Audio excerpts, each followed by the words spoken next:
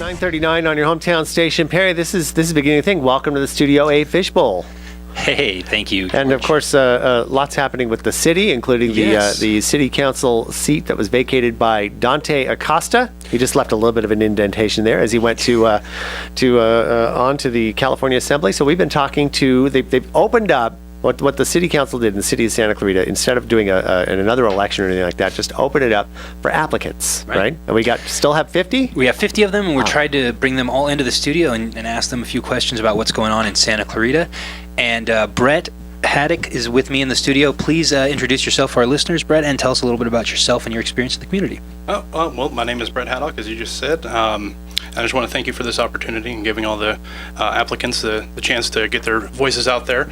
My mom always told me I had the perfect face for radio, so this works out kind of well. It's a brilliant opportunity then.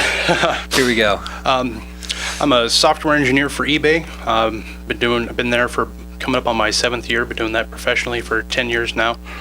I've been building computers since I was 10 years old. My involvement in the community I've increased it. I recently became a member of the board for the Canyon Country Advisory Committee. And I've kind of stepped up that role. I've also in the past, I've exposed some people for wrongdoing. Like there was a dentist in town that actually sued me because of, it started with a Yelp review. And then I looked into the dentist, and it turns out that they were pushing things that... I'm sorry, this was the Yelp review you posted. It was actually my ex-wife that posted the Yelp review after she had a bad experience. Okay. And I just left it that the dentist sent a threatening letter saying, take down the Yelp review or else. I started digging into the dentist and found that they were pushing work that was unnecessary, pressuring people into financing operations and stuff, and saying insurance wouldn't cover any of the work that was needed. So I created the website detailing all of this. The dentist actually tried to get a restraining order.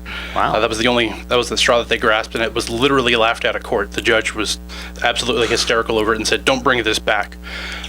So the dentist ended up changing their name and moving down the street just so they can get their Google results back. Aside from that, years ago when I worked at Best Buy, I talked openly about some people that worked there about going through people's files, which is coming back up in the news fairly regularly.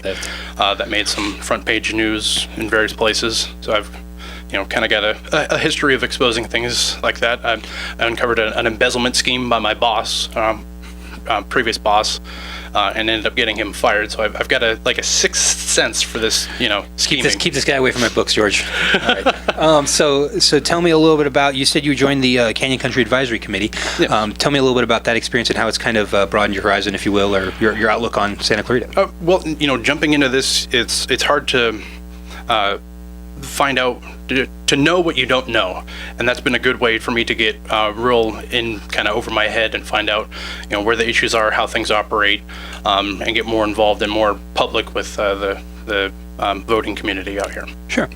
And has it made you aware of any issues in particular or concerns? Well, there's the city is run rather well, but there's some areas of concern, like some parts of town feel kind of neglected, and they tend to be a little bit more vocal. But all in all, I think we've got a pretty good town where we're at.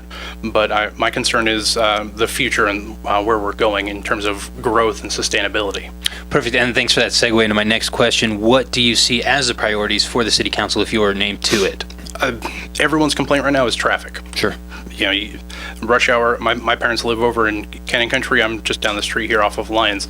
It takes me half an hour to get over to their house, which is kind of near Home Depot in Canyon Country. Sure. That's obscene. It's 7 miles, and it shouldn't be anywhere near that. The challenges there is we're kind of an odd city in terms of topology. We can't just put another road another block down or widen it. The biggest complaint right now is that stretch of Soledad between like Camp Planane and Whites. Yeah. How are you going to widen that? You got to tear down buildings, and that's just not an option. Yeah, and that's what we're kind of asking people too, is just if they do have suggestions or resolutions. We've heard different things from adding egresses to adding more lanes to reconfiguring things. But what I would like to see is bringing some more jobs back here. We see, Silicon Valley is kind of spreading out. We see some growth in, like Denver, Colorado, some places in Texas. New York is getting bigger. So it's going from the concentrated area up north and kind of spreading out, becoming decentralized. So I think incentivizing some of those businesses, the typical tech jobs to come into here would help with that and bring some more jobs local. Oh, another thing I wanted to ask all of the candidates is, can you name one example of something that the city council has done in the last year or so that you've agreed with, and then something that they've done where if you were on the council, you would have, pushed for a different direction or done something differently? The last year or so, they're focusing on some roads. They just started. They added the lane to Railroad, which was great. That helped alleviate some traffic there.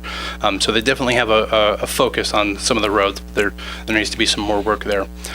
Something I don't necessarily agree with is, last year the voters decided to legalize marijuana, and the city had an emergency stop to that.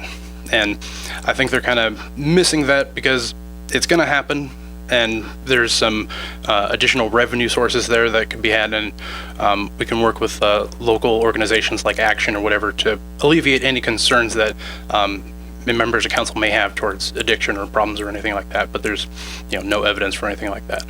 Well, Brett, thank you. You've answered all the questions on the hot seat, but we still have about a minute, and we just want to give everybody the same amount of time. So if there's any other message you'd like to kind of get out there, or something you'd like to relate to the city council who will be reviewing your application about yourself and your candidacy. Well, I'm a self-educated software engineer.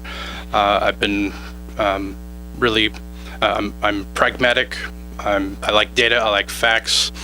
I don't like speculation. I try to plan for the future. My job is to solve complex problems, and I want to bring that line of thinking to city council. And I hope that they'll listen to this and also hear me out when I go up there next Tuesday and plead my case. All right. Well, Brett, thank you for taking the time out of your schedule to come down here and talk to us and speak to our listeners and the residents, and hopefully they hear what you have to say. All right. Thank you very much. All right. Thanks. Good luck Tuesday.